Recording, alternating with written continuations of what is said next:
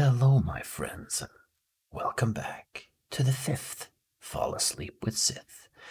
Tonight, we're going to continue the grim fairy tales. So, same as before, put down your phone or your tablet, find a nice, comfortable position, and just relax and listen.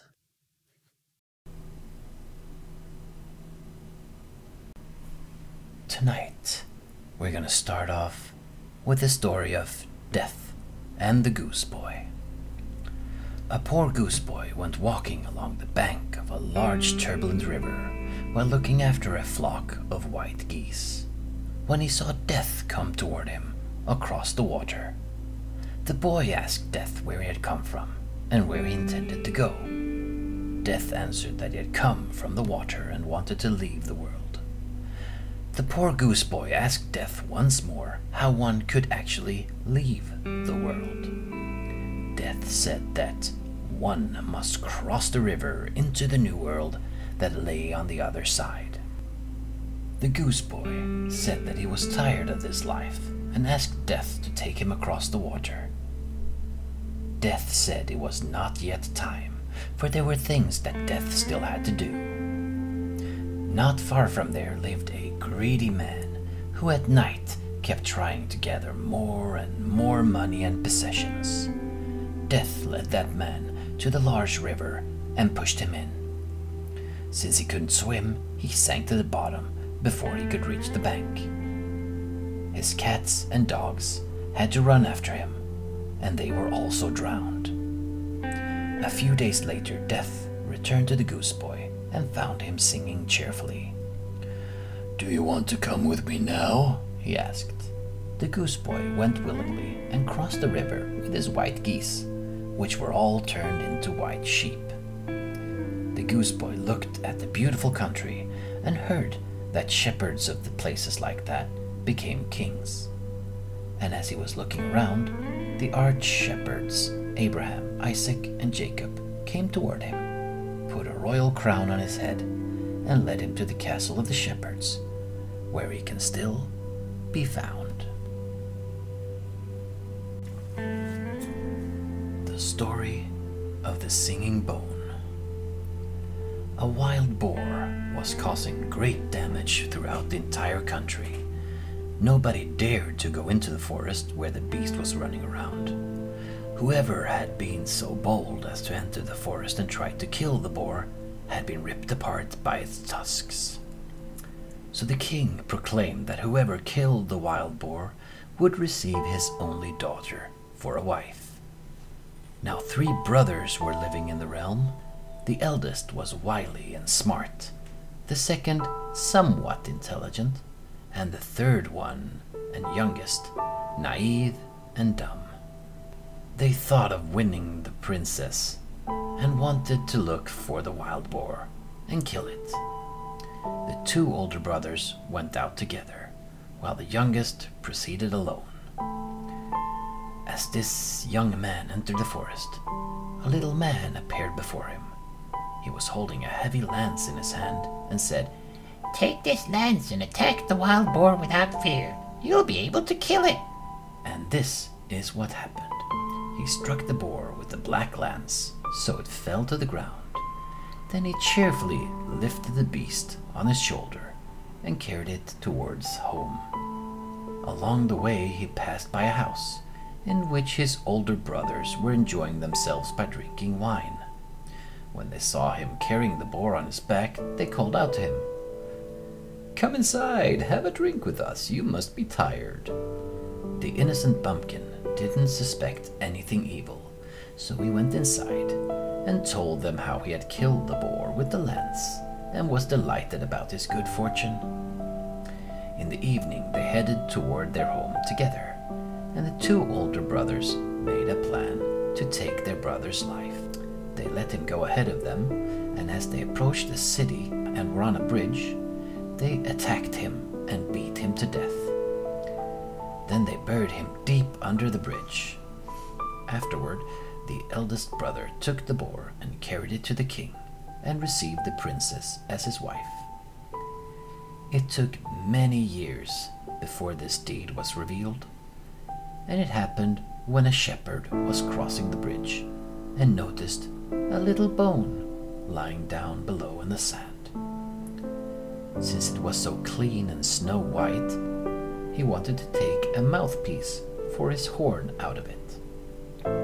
So he went down and picked it up. Later he made it into a mouthpiece, and as he set it to the horn and wanted to blow, the little bone began to sing on its own accord. Dear shepherd blowing on my bone, hear my song, for I want you to know. My brothers killed me years ago, they buried me by the brook that flows, and carried off the dead wild boar, and won the king's lone daughter. The shepherd immediately took the horn and brought it to the king, and once again it sang the same words. When the king heard the song, he had the ground beneath the bridge dug up, and the skeleton of the dead brother was revealed. The two evil brothers confessed to their crime and were thrown into the water. However, the bone of the murdered brother was laid to rest in a beautiful grave in the churchyard. The Devil with the 3 Golden Hairs. A woodcutter was chopping wood in front of the king's house, while the princess was standing in the window above and observing him. When noon arrived, he sat down in the shadows and wanted to rest. Now the princess was able to see him very clearly, and she saw that he was very handsome and fell in love with him. So she had him summoned to her, and as soon as he caught sight of her and saw how beautiful she was, he fell in love with her too. Soon they were united in their love for one another. But the king had learned that the princess was in love with the woodcutter, and as soon as he knew this, he went to her and said, You know that you may only wed the man who brings me the 3 golden hairs of the devil's head, whether he be a prince or a woodcutter. The king thought that there had never been a prince courageous enough to accomplish this task, and therefore an inferior man like a woodcutter would certainly not succeed. The princess was distressed because many princes who had tried to fetch the devil's 3 golden hairs had died. Since there was nothing else she could do, she told the woodcutter what her father had said. However, the woodcutter was not at all depressed by this and said, I will certainly succeed. Stay true to me until I return. Early tomorrow I shall set out. Indeed, the woodcutter began his journey to the devil the next day, and soon came to a big city. In the front gate, a guard asked him what kind of craft he practiced and what he knew. I know everything. If you know everything, The gatekeeper said, then make our princess healthy again. No doctor in the world has been able to cure her. when I return. In the second city, he was also asked what he knew. I know everything.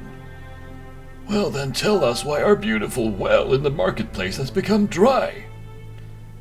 When I return, said the woodcutter, and he refused to be detained. After a while, he came to a fig tree that was rotting, and nearby stood a man who asked him what he knew. I know everything. Then tell me why the fig tree is rotting and no longer bearing any fruit. When I return. The woodcutter traveled on and encountered a ferryman who had to transport him across the river, and he asked him what he knew. I know everything. So tell me, when will I finally be relieved? And when will someone else transport people across the river? When I return. After the woodcutter was on the other side, he entered hell. Everything appeared black and sooty. However, the devil was not home. Only his wife was sitting there. The woodcutter said to her, Good day, Mrs. Devil. I've come here to take 3 golden hairs of your husband's head. And I'd like to know why a princess cannot be cured, why a deep well at a marketplace doesn't have any water, why a fig tree doesn't bear any fruit, and why a ferryman has not been relieved from his work. The wife was horrified and said, When the devil comes home and finds you here, he'll eat you right away, and you'll never be able to get the 3 golden hairs. But since you're young, I feel sorry for you, and I'll see if I can save you. The woodcutter had to lay down beneath the bed, and no sooner did he do that than the devil came home. Good evening, wife, he said, and proceeded to take off his clothes. Then he burst out saying, What's going on in this room? I smell the flesh of man. I've got to look around. What are you going to smell? His wife asked. You got the sniffles, and the smell of human flesh is still stuffed up your nose. Don't mess everything up. I just cleaned the house. I won't make any noise. I'm tired this evening, and you won't even begrudge me something little to eat. Upon saying that, the devil laid himself down on the bed, and his wife had to lay down beside him. Soon he fell asleep. First he blew, then he snored. At the beginning he did this softly, and then he was so loud that the windows trembled. When his wife saw that he was sound asleep, she grabbed a hold of one of the 3 golden hairs and ripped it out and threw it to the woodcutter beneath the bed. The devil jumped up. What are you doing, wife? Why are you tearing out my hair? Oh, I had a nightmare. I must have done it because I was afraid. What did you dream about? I dreamed about a princess who was deathly sick and no doctor in the world could cure her. Well, why didn't they get rid of the white toad sitting underneath her bed? After saying that, the devil turned to his other side and fell asleep again. When his wife heard him snoring, she grabbed a hold of a second hair, ripped it out, and threw it under the bed. The devil jumped up. Hey, what are you doing? Have you gone mad? You've been terrible ripping my hair. Oh, listen, my dear husband. I've been standing before a large well at the marketplace, and the people were yammering because there was no longer any water in it. They asked me if I knew there was a way to help them. When I looked down, it was so deep that I became dizzy. I wanted to stop myself, then I got entangled in your hair. You should have told them that they had to pull out the white stone laying at the bottom of the well. Now leave me in peace with all your dreams. He lay down once more and began snoring atrociously as before. His wife thought, I've got to dare once more. And sure enough, she ripped the 3rd golden hair out and threw it down to the woodcutter. The devil leapt into the air and wanted to teach her a nasty lesson, but the wife calmed him down, kissed him, and said, What horrible dreams! A man showed me a fig tree that was wilting. He complained that it was no longer bearing any fruit. Then I wanted to shake the tree to see if something would fall off it. Next thing I knew, I was shaking your hair. Well, that would have been in vain. There's a mouse gnawing at the roots of the tree. If not killed, then the tree will be lost.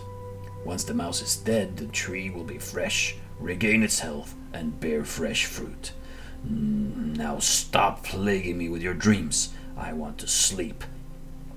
And if you wake me one more time, I'll give you a good slap in the face. His wife was very much afraid of the devil's anger, but the poor woodcutter had to know one more thing that only the devil knew.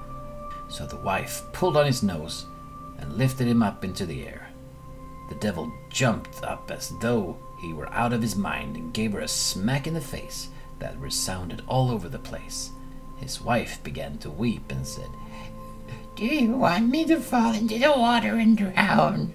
The ferryman brought me across the river, and as the barge approached the other side, it bumped into the bank.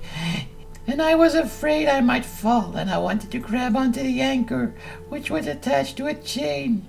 That was when I grabbed your nose. How come you didn't pay attention? The barge does that all the time. The ferryman complained to me that nobody has come to relieve him, and there's no end to his work. All they had to do is to get the first man who comes to take over the ferrying from him until the 3rd man comes who relieves him. This is the way he can help himself. But your dreams are really strange. Everything you told me about the ferryman is true, and everything else as well. Now don't wake me again, Soon it will be morning and I want to sleep a little more. Otherwise I'll make you pay if you disturb me. After the woodcutter had heard everything, and the devil was snoring again, he thanked the devil's wife and departed. When he arrived at the barge, the ferryman wanted some information. First, take me across.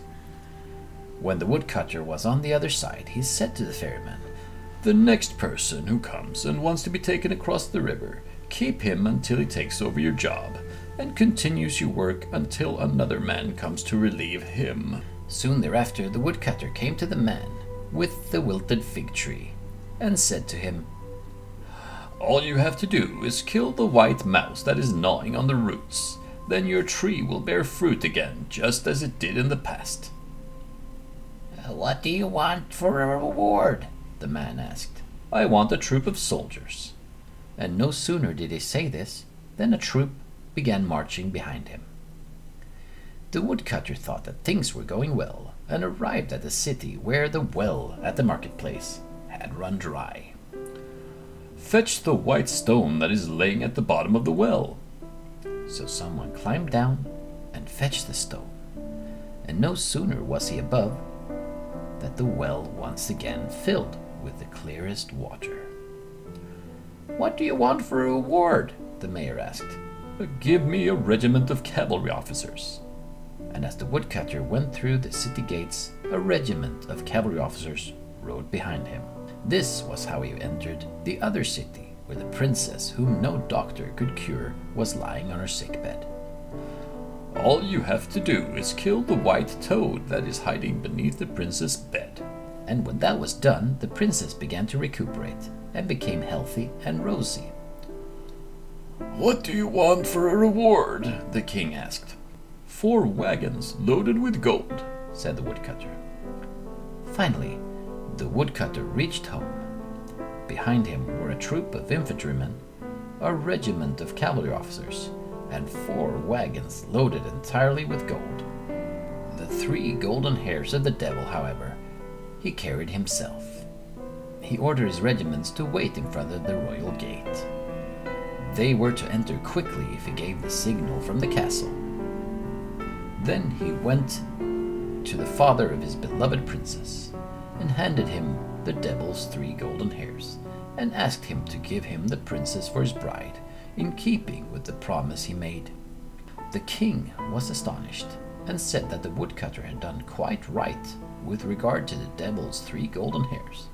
Nevertheless, the king stated, he would have to think about whether he would give him the princess for his bride. As soon as the woodcutter heard this, he moved to the window and whistled to his companions. All of a sudden, the troop of infantrymen, the regiments of cavalry officers, and the 4 heavily loaded wagons marched and rolled through the gate. My king, said the woodcutter, take a look at my people, whom I have brought along with me, and over there is all my wealth in those wagons full of gold. Don't you want to give me the princess? The king was terrified and said, Yes, with all my heart. Then the woodcutter and the princess were married and lived in bliss. This is why whoever is not afraid of the devil can tear out his hair and win the entire world. The story of the little louse and the little flea. A little louse and a little flea were living together in a house and were brewing beer in an eggshell when the louse fell in and was scalded. Then the flea began to scream as loud as he could, and the little door to the room asked, "Why are you screaming, little flea?" "Because the little louse got scalded." Then the little door began to creak, and a little broom in the corner asked, "Why are you creaking, door?" "Why wouldn't I creak? The little louse got scalded. The little flea is weeping." Then the little broom began to sweep in a frenzy. When a little cart came driving by, it asked, "Why are you sweeping, broom?" "Why shouldn't I sweep? The little louse got scalded, the little flea is weeping, the little door is creaking." "Well, then I'm gonna race around," said the little cart, and it began racing around furiously. and the little dung heap which it passed asked, "Why are you racing around, little cart?" "Why shouldn't I race around? Little Louse got scalded, little Flea is weeping, little door is creaking, little broom is sweeping." "Then I'm gonna burn with fury," said little dung heap, and it began to burn in bright flames. Then a little tree nearby asked, "Why are you burning, little dung heap?" "Why shouldn't I burn? Little Louse got scalded, little Flea is weeping, little door is creaking, little broom is sweeping, little cart is racing." "Well, then I'm gonna have to shake myself," said the tree, and it shook itself so hard its leaves began to fall. Then a maid with a water jug came by and asked, "Little tree, why are you shaking?" "Why shouldn't I shake? Little Louse got scalded, little Flea is weeping, little door is creaking, little broom is sweeping, little cart is racing, little dung heap is burning." "Well, then I'm gonna break my little water jug," said the maiden, and as she was breaking her water jug, the little spring from which the water came asked, "Maiden, why are you breaking the little water jug?" "Why shouldn't I break it? Little Louse got scalded, little Flea is weeping, little door is creaking, little broom is sweeping, little cart is racing, little dung heap is burning, little tree is shaking." "Goodness gracious," said Little Spring. "Well, then I'm going to flow." And it began to flow so violently that they were all drowned in the water. The maiden, the little tree, the little dung heap, the little car, the little door, the little Flea, the little Louse, every last one of them. The Story of the Maiden Without Hands. A miller who was so poor that he had nothing else but his mill and a large apple tree behind it, went into the forest to fetch wood one day. While there, he met an old man who said, "Why are you torturing yourself so much? I'll make you rich if you promise to give me what's behind your mill. In 3 years I'll come and fetch what's mine." The miller thought to himself, "That's my apple tree."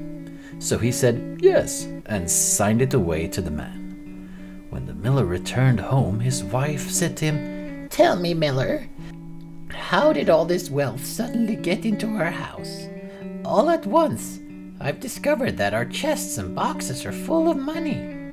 "It's from a stranger I met in the forest," he said. "He promised me great wealth if I agreed to give him what's behind our mill." Oh, husband, the wife exclaimed in dread, this is terrible. That was the devil. He didn't mean the apple tree, but our daughter, who was behind the mill sweeping out the yard. The miller's daughter was a beautiful and pious maiden, and after 3 years the devil appeared quite early and wanted to fetch her. But she drew a circle around herself and purified herself. Consequently, the devil couldn't get near her, and he said angrily to the miller, I want you to take away all the water from her, so she can't wash herself anymore. Then I'll have power over her. Since the miller was afraid of the devil, he did as he was told. The next morning, the devil came again, but the maiden wept on her hands and washed herself with her tears, so she was completely clean. Once more, the devil couldn't get near her, and said furiously to the miller, Chop off her hands so I can grab hold of her. The miller was horrified and replied, How can I chop off the hands of my own dear child? I won't do it. You know what? Then I'll take you instead, if you don't do it. The father was so terribly scared of him that in his fear he promised to do what the devil commanded. He went to his daughter and said, My child, if I don't chop off both your hands, the devil will take me away, and in my fear I promised I'd do it. Please forgive me. Father, she answered, do what you want with me. Then she extended both her hands and let him chop them off. The devil came a third time, but she had wept so long and so much on her stumps that they too were all clean. So he lost any claim he had to her. Now, since the miller had gained so much wealth, thanks to his daughter, he promised her that he would see to it that she lived a life in splendor for the rest of her life. But she didn't want to remain there. "I want to live here and shall depend on the kindness of people to provide me with what I need."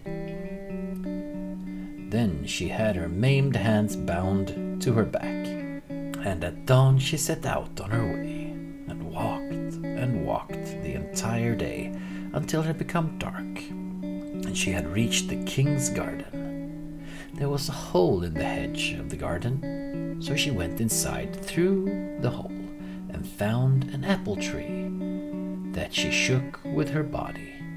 When the apples fell to the ground, she leaned over and lifted them with her teeth and ate them. She lived this way for 2 days, but on the third, the guards came and saw her.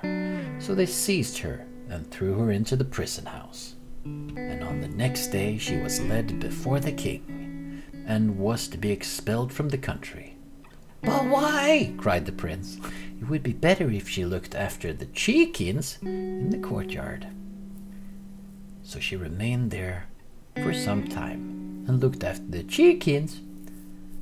Meanwhile, the prince saw her often and became very fond of her. However, the time came for him to marry, and the royal messengers were sent out all over the world to find a beautiful bride for him. "You don't have to send the messengers to search so far," said the prince. "I know a bride who's very close by." The old king reflected and tried to think of a maiden, but he wasn't familiar with any young lady in his land who was beautiful and rich. "You don't intend to marry that maiden who tends to the chickens in the courtyard, do you?" The son explained, however, that he wouldn't marry anyone else but her. Finally, the king had to yield to his wishes, and soon thereafter he died. The prince inherited the throne and lived happily with his wife for some time. Yet, at one point the young king had to leave his realm to fight in a war. During his absence, his wife gave birth to a beautiful child. She sent a messenger with a letter to announce the good news. However, on the way, the messenger stopped near a brook and fell asleep. Then the devil appeared, for he was still trying to harm the pious queen. And so he exchanged the letter for another one that said that the queen had given birth to a changeling. When the king read the letter, he was quite distressed, but he wrote a letter in which he declared that the queen and the child should be protected until his return. The messenger started back with the letter, but he stopped to rest at some spot and fell asleep. Once again, the devil came and put a different letter in the messenger's pocket and said that they should banish the queen and the child from his land. This was to be done even if all the people at court wept out of sadness. "I didn't come here to become queen. I don't have any luck, and also don't demand any," the queen declared. "Bind my child and my hands on my back. Then I'll set out into the world." That evening she reached a fountain in a dense forest where a good old man was sitting. "Please show me some mercy," she said, "and lift the child to my breast so I can give him something to drink." The man did this, whereupon he said to her, "There's a thick tree standing over there. Go over and wrap your maimed arms around it." And when she did this, her hands grew back. Thereupon the old man pointed to a house. "Go and live there. Don't leave the house, and don't open the door unless someone asks 3 times to enter, for God's sake." In the meantime, the king returned home and realized he had been deceived. Consequently, he set out, accompanied by a single servant, to look for his wife. After a long journey, he lost his way one night in the same forest in which the queen was living. However, he did not know that the queen was so close. "Over there," his servant said. There's a little light gleaming in a house. Thank God we can rest there. Not at all, responded the king. I don't want to rest very long. I want to continue to search for my wife before I can take any rest. But the servant pleaded and complained so much about being tired that the king agreed out of compassion. When they arrived at the house, the moon was shining, and they saw the queen standing in the window. Goodness, that must be our queen, the servant said. She resembles her very much, but I realized that this can't be the queen, as this woman still has her hands. The servant requested lodging for the night, but she refused because he didn't ask for God's sake. So he wanted to move on and look for another place to spend the night.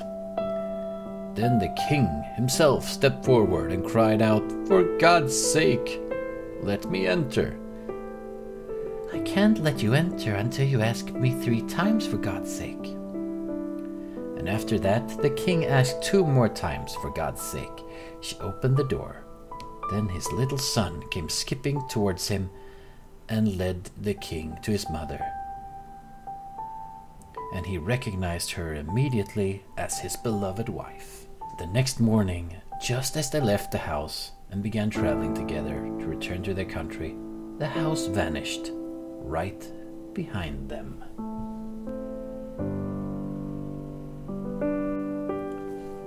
The Story of Clever Hans, Part 1. Where are you going, Hans? His mother asked. To Gretel's, Hans replied. Take care, Hans. Don't worry, Mother. Goodbye. He arrived at Gretel's place. Good day, Gretel. Good day, Hans. Have you brought me anything nice? Didn't bring anything. Want something from you? Gretel gave him a needle. Goodbye, Gretel, Hans said. Goodbye, Hans. Hans took the needle and stuck it in the hay wagon and walked home behind the wagon. Good evening, Mother. Good evening, Hans. Where have you been? At Gretel's. What did you bring her? I didn't bring her anything. Got something. What did Gretel give you? Got a needle. Where did you put the needle, Hans? Stuck it in the hay wagon. That was stupid of you. You should have stuck it in your sleeve. Doesn't matter. I'll do better next time. Next day. Where are you going, Hans? To Gretel's, Mother. Take care, Hans. Don't worry. Goodbye, Mother. He arrived at Gretel's place. Good day, Gretel. Good day, Hans. Have you brought me anything nice? Didn't bring anything. Want something from you? Gretel gave him a knife. Goodbye, Gretel. Goodbye, Hans. He took the knife, stuck it in his sleeve, and walked home. Good evening, Mother. Good evening, Hans. Where have you been? At Gretel's. What did you bring her? Didn't bring anything. Got something. What did Gretel give you? Got a knife. Where did you put the knife, Hans? Stuck it in my sleeve. That was stupid of you, Hans. You should have put it in your pocket. Doesn't matter. I'll do better next time. Next day. Where are you going, Hans? To Gretel's, Mother. Take care, Hans. Don't worry. Goodbye, Mother. Hans arrived at Gretel's place. Good day, Gretel. Good day, Hans. Have you brought me anything nice? Didn't bring anything. Want something from you? Gretel gave Hans a kid goat. Goodbye, Gretel. Goodbye, Hans.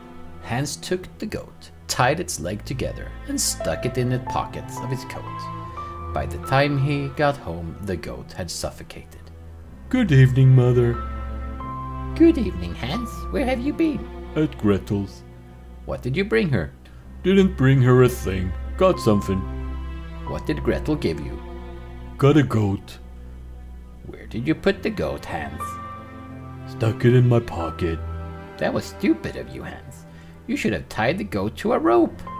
Doesn't matter. I'll do better next time. The next day. Where are you going, Hans? To Gretel's, Mother. Take care, Hans. Don't worry. Goodbye, Mother. He arrived at Gretel's place. Good day, Gretel. Good day, Hans. Have you brought me anything nice? Didn't bring anything. Want something from you? Gretel gave Hans a piece of bacon. Hans took the bacon, tied it to a rope, and dragged it along behind him. The dogs came and ate the bacon.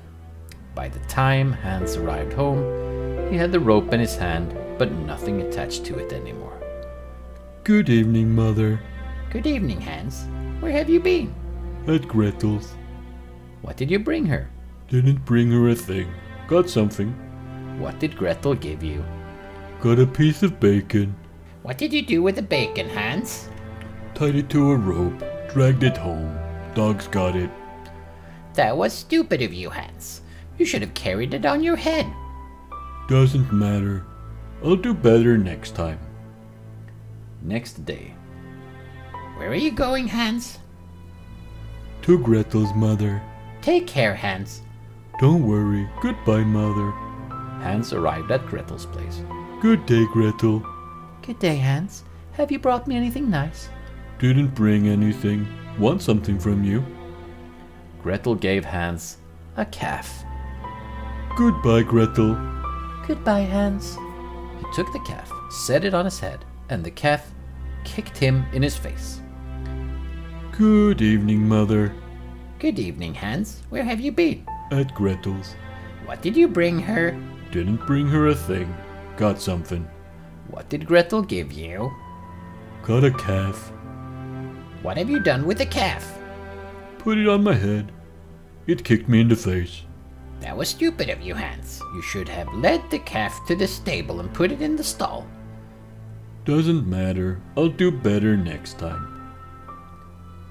Next day. Where are you going, Hans? To Gretel's, Mother. Take care, Hans. Don't worry. Goodbye, Mother. Hans arrived at Gretel's place. Good day, Gretel.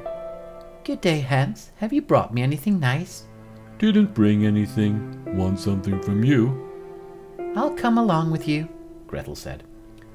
He took Gretel, put a rope around her, and led her into the stable, tied her to a stall, and threw some grass at her. Then he went to his mother. Good evening, Mother. Good evening, Hans. Where have you been? At Gretel's. What did you bring her? Didn't bring her anything. Got something. What did Gretel give you? Got nothing. She came along. Where have you left Gretel? Led her by a rope, tied her up in the stall, and threw some grass at her. That was stupid of you, Hans. You should have thrown friendly looks at her with the eyes. Hans went out into the stable, cut out the eyes of all the cows and sheep, and threw them in Gretel's face. Then Gretel got angry, tore herself loose, and ran away. And that was how Hans lost his bride. The Story of Clever Hans, Part 2. A very rich widow lived in the Vale of Gesslingen, and she had an only son who was coarse and had crazy ideas. He was also the greatest fool among all the inhabitants of the valley. Now one time this very same dunce happened to notice the beautiful, attractive, and intelligent daughter of a highly respected and distinguished man in Saarbrücken. The fool took an immediate liking to her, so he implored his mother to arrange a marriage with this young woman. If she didn't, he would smash the oven and the windows and break all the staircases in the house. His mother knew and clearly understood how mad her son was, and feared that if she did not let him court the young maiden right away, and didn't give him a great deal of property to boot, he would act like such a boorish ass that he had been out of control, and there would be no reasoning with him. Even though the maiden's parents were wonderful people and of noble lineage, they were also very poor, so that because of their poverty, they were not in a position to look after her according to her social position. Consequently, they were obliged to approve the Dun's courting. But his mother was also afraid that her son was such a big bumbling oaf that the maiden would perhaps reject him.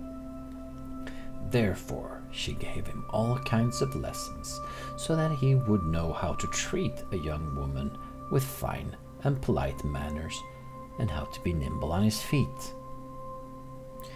After the maiden had her first meeting with him and talked to him, she gave him a pair of handsome gloves as a gift. They were made out of soft Spanish leather. The fool put them on and started off home. Suddenly, there was a rainstorm, and he kept the gloves on. He didn't care whether they became wet or not. As he was walking along the path, he slipped and fell into swampy water. When he arrived home, he was covered in mud, and the gloves were nothing but soggy leather. He complained to his mother, and the good old woman scolded him and said, "The next time you should wrap them in a handkerchief and stuff them inside your shirt next to your chest." Soon thereafter, the numbskull showed up again at the maiden's house, and she asked him about the gloves. He told her what happened, and she laughed, and quickly grasped how little wisdom he possessed. Now she gave him another present, and this time it was a hawk. He took it, headed for home, and remembered his mother's words of advice. So he strangled the hawk, wrapped it in his handkerchief, and stuck it inside his shirt. His mother scolded him again and told him he should have carried it carefully in his hand. The yokel went to a maiden a third time, and she asked him how things were going with the hawk. So he told her what happened, and she thought to herself, "He's truly a living fool," and realized that he didn't deserve anything precious or splendid. Therefore she gave him a big hoe with spikes as a gift that he could use while plowing the land. Again he took his mother's advice to heart and carried it home high above his head, with his hands like a large ladle. His mother was not at all satisfied and told him he should have tied it to a horse and dragged it home. Finally, the maiden realized that even the Lord would not be able to help the fool, since there was not an ounce of brain or wisdom in him. But she didn't know how to get rid of him. So the next time she saw him, she gave him a huge piece of bacon and shoved it into his chest. Of course, he was very satisfied and wanted to go home right away. However, he was afraid that he might lose the bacon, and therefore he tied it to the tail of his horse. Then he mounted the steed and rode home. As he was riding, the dogs came running after him and ripped the bacon from his horse's tail and ate it. When the fool arrived home, the bacon was gone. It was now completely clear to his mother that her son's wisdom would prevent a marriage. So she decided to drive to the maiden's parents to set a date for the marriage.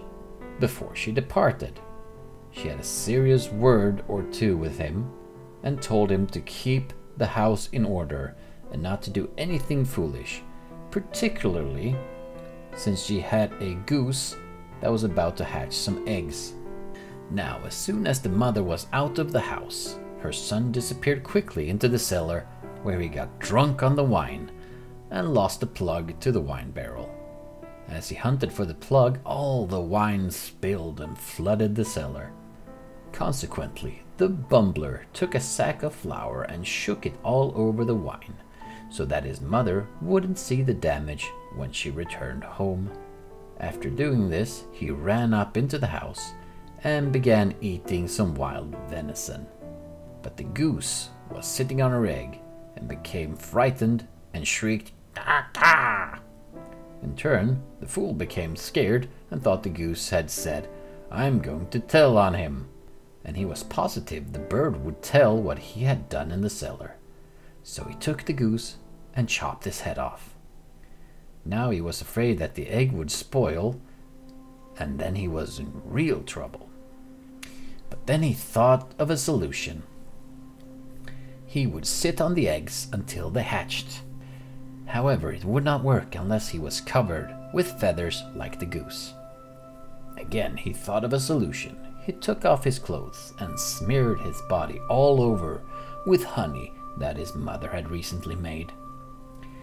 Then he ripped open a quilt of a bed and rolled around in the feathers so that he looked like a hobgoblin.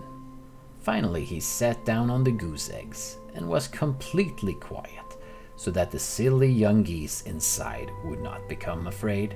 As the numbskull was sitting there, his mother returned, knocked on the door. Since the fool was sitting on the eggs, he didn't want to answer. She knocked again, and he screamed, "Gah, gah," and thought that he was hatching the silly young geese, or fools like himself, and therefore he couldn't speak. Finally, his mother threatened him so much that he crawled out of the nest and opened the door. When she saw him, she thought that he was the devil himself and asked him what was going on. He told her that everything was in tip-top shape.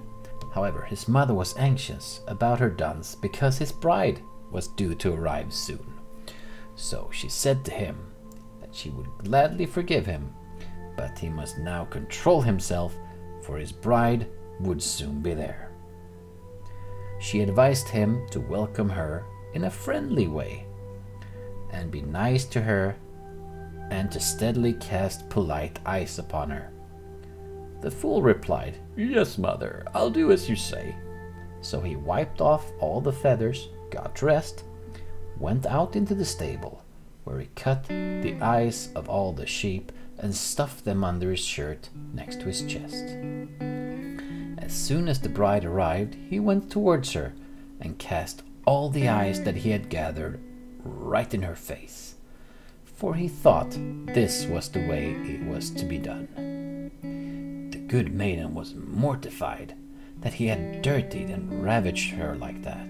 It was clear that the fool was a complete bore, and that he was totally berserk, and might do anything or everything to her that came to his mind. So she turned around, went home, and rejected him. Well, he remained a fool, just as he was before, and he's still hatching young geese to this day. I am concerned, however, that when the geese grow up, they too will become young fools.